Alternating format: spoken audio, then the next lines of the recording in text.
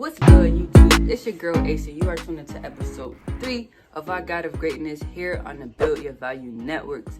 We got our man Benji in the building. You already know what time it is. Today, we're going to be talking about the 3 easiest or the 3 best side hustles for the summer, right? So these side hustles may not be the easiest, but they're the most simple side hustles that you can do.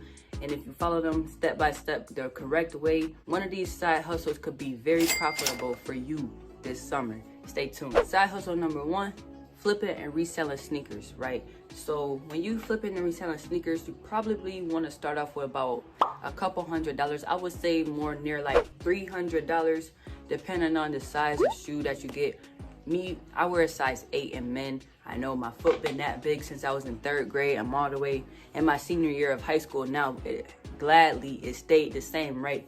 But my sneakers, especially like Jordans and things, can definitely run me about $200. Easy. $200. So you're probably thinking, what if I don't have any money? If you don't have no money, this is what I would tell you to do. Get a credit card. If you 18, get a credit card. It's the easiest thing that you can do because you'll be using the bank's money, or OPM, which stands for other people's money, to purchase these sneakers. And once you purchase these sneakers, let's say you got $500 on the credit limit, right? And you go buy 2 pair of Jordans. You go buy 2 pair of Jordans, and they hot. Everybody been waiting for this release. So now what you do, you go get them. You gotta connect. You know somebody who like to buy sneakers. Like if you know a sneakerhead, if you know somebody who work in a sneaker store, if anything like that, even on Facebook or places like StockX, you can find early releases, right? Find a way to get the shoe before everybody else does. And you probably, if you got a plug, can get it for very cheap, right? So then what you'll do, you'll probably go purchase 2 pair of sneakers. Let's say that costs you about $400, right? So what you'll do right then, that credit card that got $500, swipe. You dig? And now what you'll do, you'll sell both of them 2 pair of sneakers that you bought for $200 and resell them for $250, $300, right? So now you just made your money back plus your profit. But that money that you got back, that $400, you're gonna put it back onto the credit card. You gotta pay it off. You gotta pay it off, but you'll at least get to keep the $100 profit without having to spend your own money. You're also probably thinking, wait, I'm only 17, I'm only 16. I can't get no credit card. Yes, you can. If you know somebody who seems to be good with their money, maybe a parent or a guardian, an older sibling, anything of that nature, if you have an older friend, they can add you on their credit line as an authorized user. If they got a high credit limit, let's say $1,000, a $10,000 credit limit, they can give you that same exact card and you know, alter it to where you don't get to spend over a certain amount of money, but they can still allow you to get that same card with maybe like $1,000 limit on it. And a lot of that can go a long way. Even if it's only $200, that'll still buy you a pair of shoes that you can flip and resell for a profit and then pay off your credit card. Also start building your own credit, so when you get up there and you get a $10,000 credit limit, now you can buy out stores and buy a whole bunch of different pairs of sneakers, resell them, and probably starting your own sneaker company if you really wanted to. All right, so before we move on, y'all got that? You got it clear, right?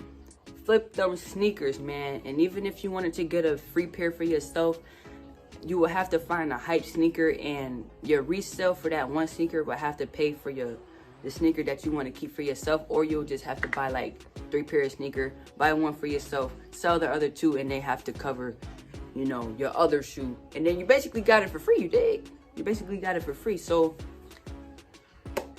don't let that go over your heads. Let's hop into number 2. The second side hustle is buying and placing a vending machine. Okay, vending machines are very easy side hustles that can create passive income for you. They only require, you know, a few hours of work, maybe a day of work out of the whole month that, you know, you'll be making profit off of it, right?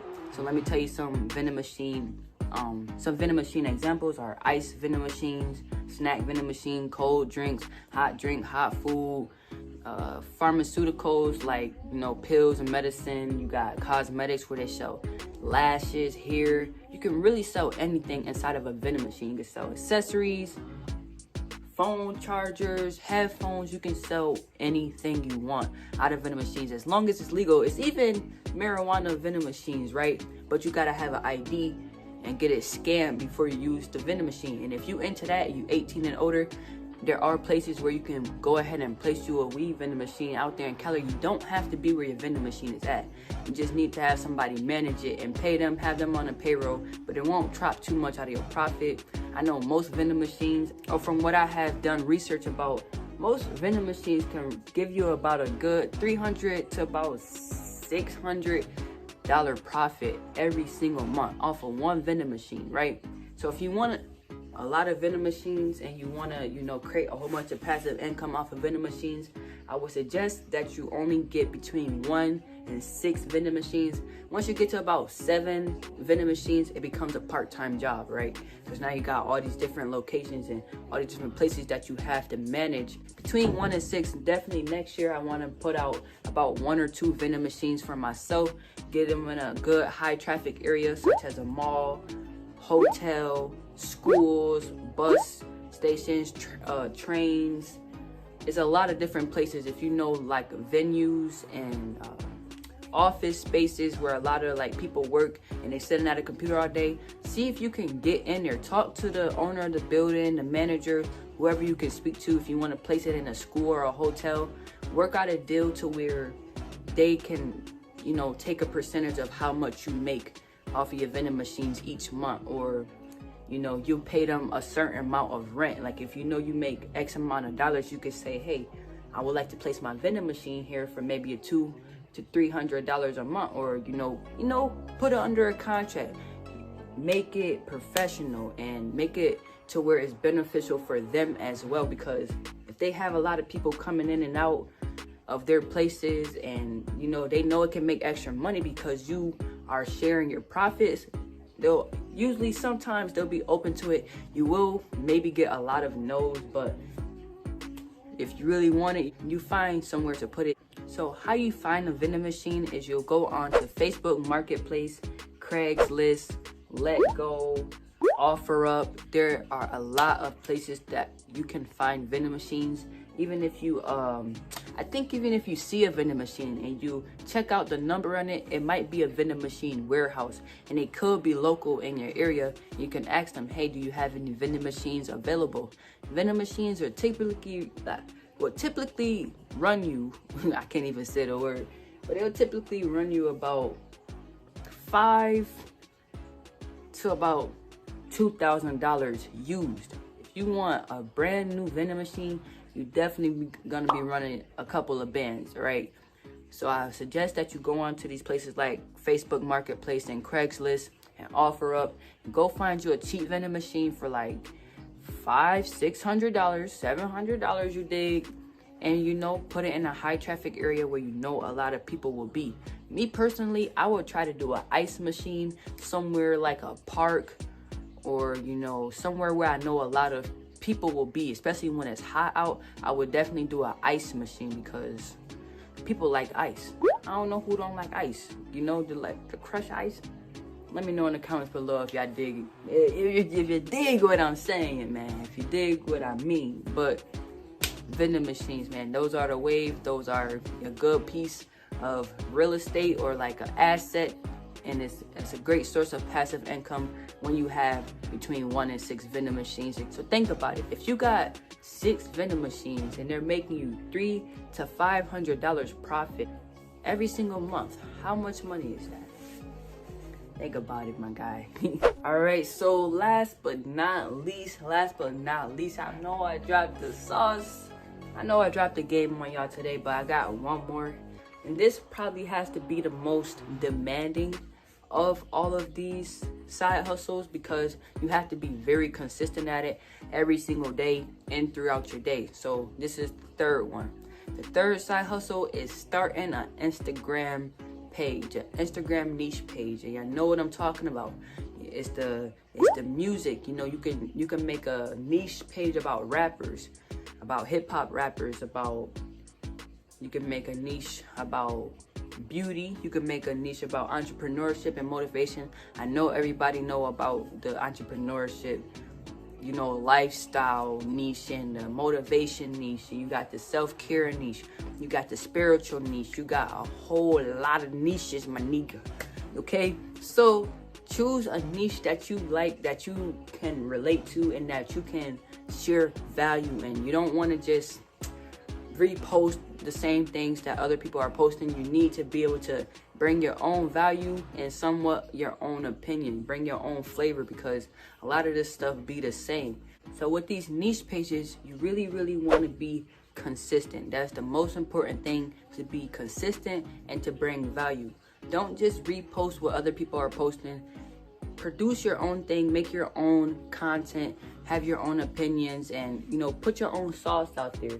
You know, don't just give everybody the same thing, the same mediocre stereotype motivational pages and all that. You want to bring them value, bring them your perspective, like, you know, especially if you're in the business,